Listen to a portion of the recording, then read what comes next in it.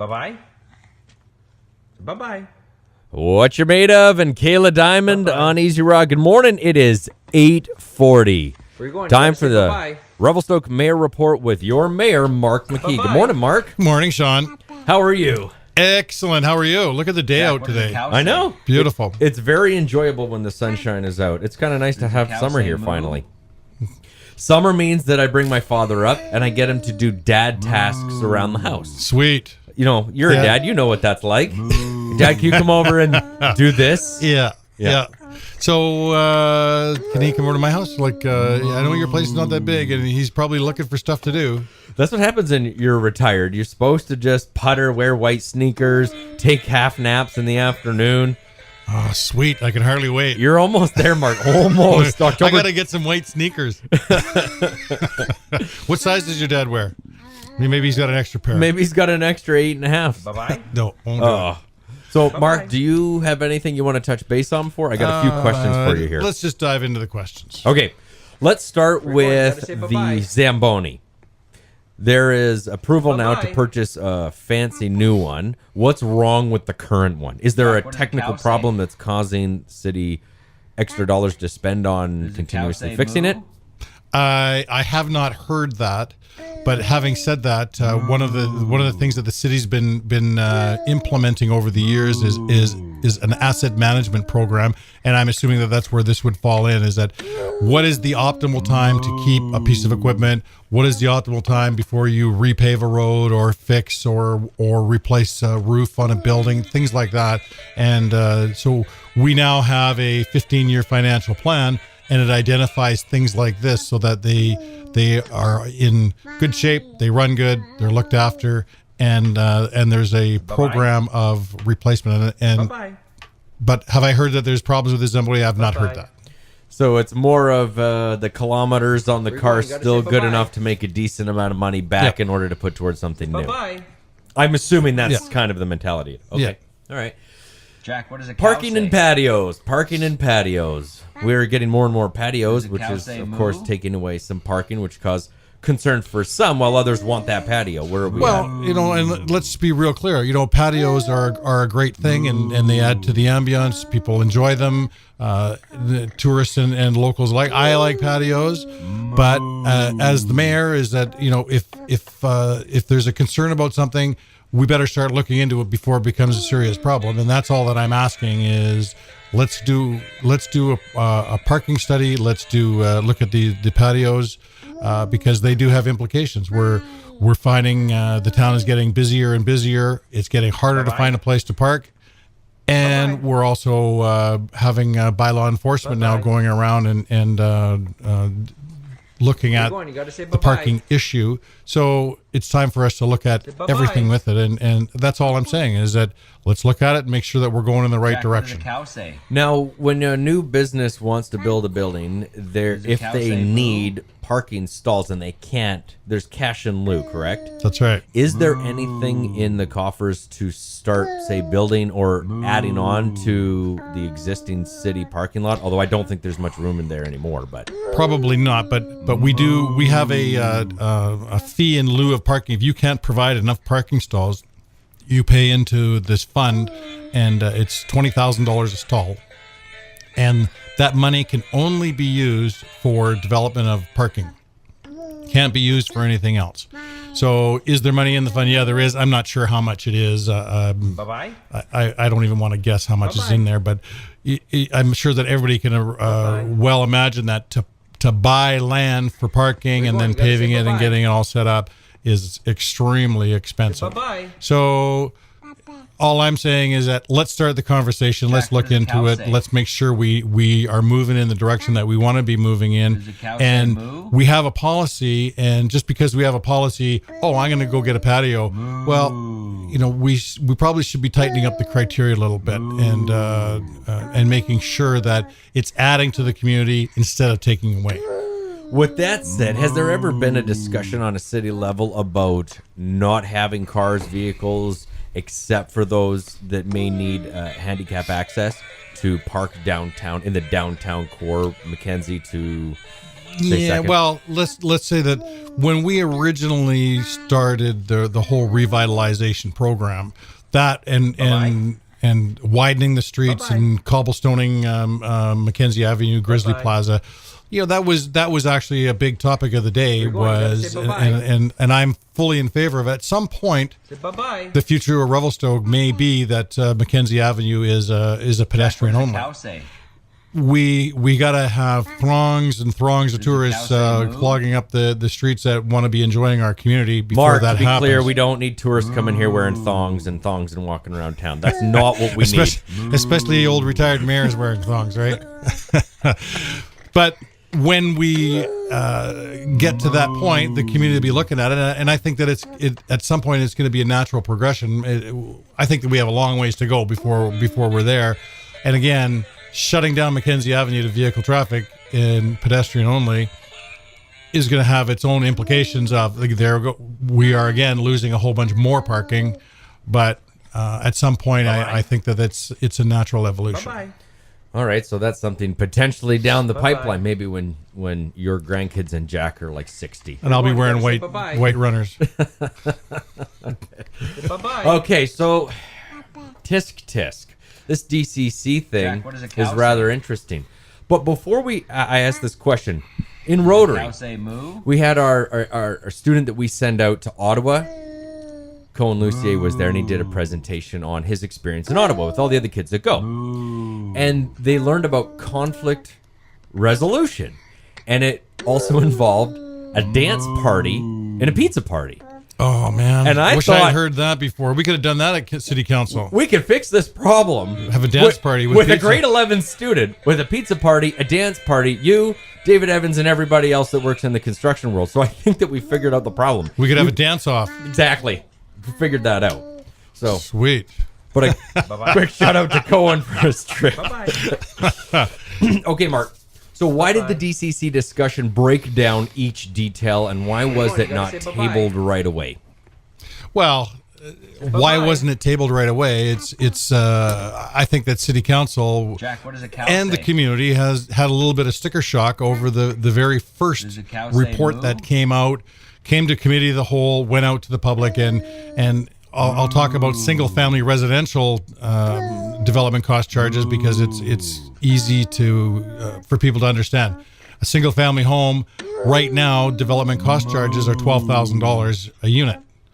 When the report went in, looked at what today's prices of upgrading the infrastructure it's going to be $32,000 in development cost charges per single family house. So it goes from $12,000 to $32,000. That's why it wasn't tabled right away, because one of the guiding principles of the development cost charges is that you can't raise development cost charges so high that it actually stops development.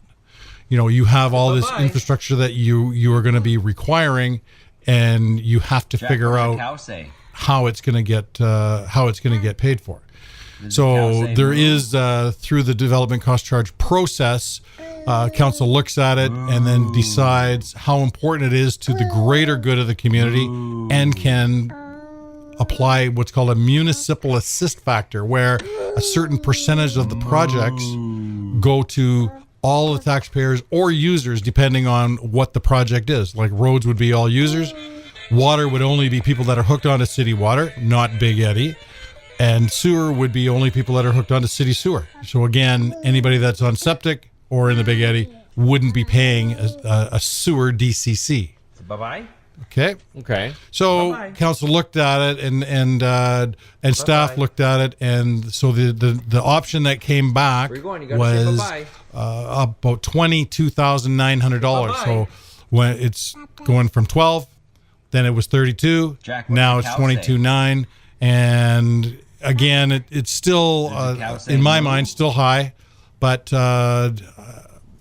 So then a lot of comments came in. I think up to 300 comments came in from the public, mostly from the development community, and a lot of them were questioning the projects. So council had another go around yesterday for, I think it was 2.5 or 3 hours, And we went through the projects just for that reason, so that everybody is comfortable. And there were some questions on a few of them. One is going to be readjusted a little bit, but it's still the big elephant in the room is the sewage treatment plant. The sewage treatment plant, at some point, I don't think anybody is kidding themselves by saying it's not necessary, because it is necessary. We are going to be doing something. What is it going to look like? I don't know. The liquid waste management plan that we're going through will determine that. But we're saying that it's a $30 million project that is going to have to happen at some point to manage the growth and the quality of sewage. So everything else is nickels and dimes, relatively speaking, but because we've got $70 million in projects, but 30 million of it is sewage treatment. Now, what was the change when it came to building a basement suite? If I'm not correct, is it not $4,000 as of right now? And then it was to go up to 22? No. Okay. No, and I don't know what the exact figure is, but there was an increase in the very first report. And what council and staff and consultant looked at, it's something that we really want to encourage. It increases density and it helps for affordable housing. So we have decided to leave the secondary suites at the exact same price that it is today. So there's going to be no change in secondary suites. And to take that one step farther, any nonprofit organization providing affordable housing will pay zero development cost charge. Prior to what we're talking about, or today, it's 50% DCCs. So if you've got a 12-unit townhouse like this housing society, so like the Oscar Street, and I don't know what the figure was, but let's call it, that was probably $140,000. I don't think it was that much. You call it $100,000. When the development cost charge kicked in at 50%, they only paid $50,000. So now, when we move forward, and if we come to resolution and vote it into bylaw, they will pay zero, because they're a nonprofit providing affordable housing. Okay. So at the end of the day, yesterday, Thursday, council did make a resolution to follow an option that moves forward with the development cost charge bylaw. That bylaw then will come back to council for first reading. It will then go out to the public in a form that's hopefully will be similar to what went out before. So I'm sure that a lot of people will be able to read it, understand it, hopefully understand the implications, because there's implications for the whole community, not just the development community.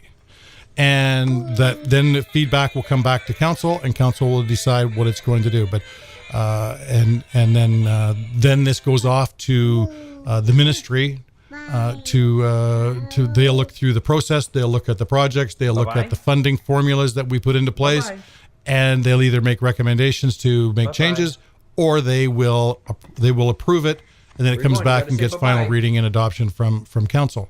So we still have a few months of work before this is finalized. But that's the path that we're going on. So there's going to be more information coming out, but council has slowed the process down because of the amount of concern that's coming in. It's gone through the projects, and I think I want to point out as well is that the vast majority of the projects that are in the DCC bylaw that are being proposed are projects that were proposed before. So there's been a few changes, but there's actually been more projects taken out than have actually been put in. From 2008. Correct. What the big sticker shock is that we put in there, I think it was $9 million. I think, I'm not positive. I think it was $9 million for a sewage treatment plant. Well, in today's dollars, it's $30 million. Right. And what's happened between 2008 and 2018 is that the DCC bylaw was never upgraded, updated, and those figures were changed to reflect the actual value of the project. If that had been done, development cost charges today would be $18,000 instead of $12,000. So what we're talking about now is we're talking about putting the last option that went out, I think was going to run about $19,000 to $20,000. The final numbers got to be worked on by staff and a consultant to come to the exact figure. But it's going to be a single family house. In the proposal that's gone forward is going to be $19,000 to $20,000. There's going to be increased fees for all of the users in the community. I'm talking mainly sewer.